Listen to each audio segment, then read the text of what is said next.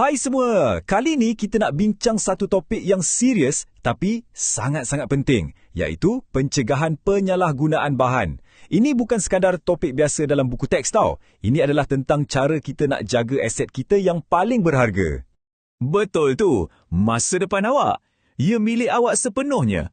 Dan untuk beberapa minit akan datang, kita akan sama-sama terokai macam mana nak pastikan masa depan tu sentiasa cerah dan selamat. Okey. Jom kita mulakan. Bahagian pertama ni bukan sekadar tentang nak elak benda-benda tak baik, tapi ia lebih mendalam lagi. Ia tentang melindungi semua yang kita sayang dalam hidup. Jadi, apa sebenarnya yang kita lindungi? Pertama sekali, diri kita sendiri. Bila kita buat pilihan yang bijak, itu sebenarnya cara kita tunjuk rasa sayang pada diri. Kedua, keluarga kita, orang yang sentiasa ada untuk kita, kan? Dan sudah tentu, masa depan kita yang penuh dengan macam-macam potensi. Okey, untuk kita lindungi diri, kenalah kenal musuh kita dulu, betul tak? Jadi, apa sebenarnya maksud penyalahgunaan bahan ni? Memahaminya adalah langkah paling pertama dan paling penting untuk pencegahan.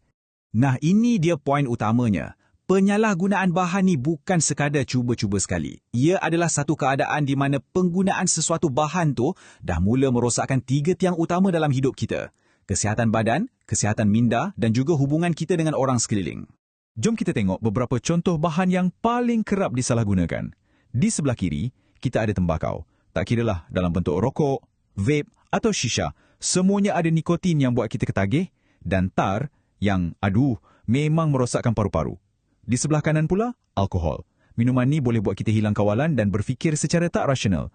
Dan yang paling penting, memang salah di sisi undang-undang untuk menjualnya kepada remaja.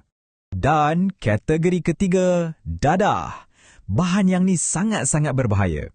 Ia datang dalam pelbagai bentuk dan ia menyerang terus sistem saraf kita, macam pusat kawalan untuk seluruh badan kita. Kesannya memang serius dan tak boleh dijangka. Sekarang kita dah kenal bahan-bahan ni, mari kita tengok pula macam mana ia boleh betul-betul merosakkan hidup seseorang. Ini bukan lagi teori ya, ini adalah akibat sebenar yang berlaku dalam dunia nyata. Nampak tak betapa meluasnya kerosakan yang boleh berlaku? Dari segi fizikal, organ-organ badan boleh rosak, badan jadi lemah. Dari segi sosial pula, hubungan dengan keluarga dan kawan-kawan boleh jadi renggang. Dan dari segi mental, ia boleh mencuri keyakinan diri kita dan buat kita rasa tertekan sepanjang masa. Cukuplah dengan berita buruk. Sekarang, jom kita fokus pada penyelesaian. Bahagian seterusnya adalah tentang kuasa yang ada dalam diri kita semua. Keberanian untuk cakap, tidak. Inilah kuasa hebat awak.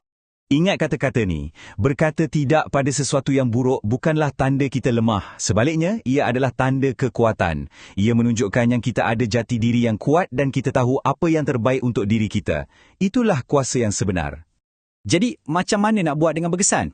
Ada 4 langkah mudah. Pertama, tegaskan pendirian awak. Cakap tidak dengan yakin. Kedua, beri alasan yang kukuh. Contohnya, aku nak jaga kesihatan aku. Ketiga, kalau masih ada yang memaksa, jangan takut untuk tinggalkan situasi itu. Terus belah. Dan yang keempat, paling penting, pilih kawan-kawan yang menyokong pilihan positif awak. Cakap tidak tu baru satu bahagian. Bahagian yang lebih seronok ialah bila kita cakap ya pada perkara-perkara lain yang lebih baik. Jom kita tengok macam mana kita boleh isi hidup kita dengan pilihan-pilihan yang lebih sihat dan lebih cerah.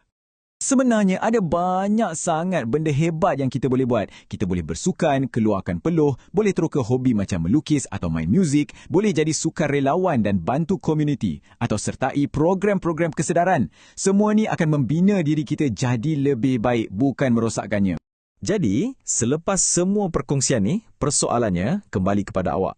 Dengan semua pilihan yang ada depan mata, jalan manakah yang akan awak pilih untuk membina masa depan yang awak impikan?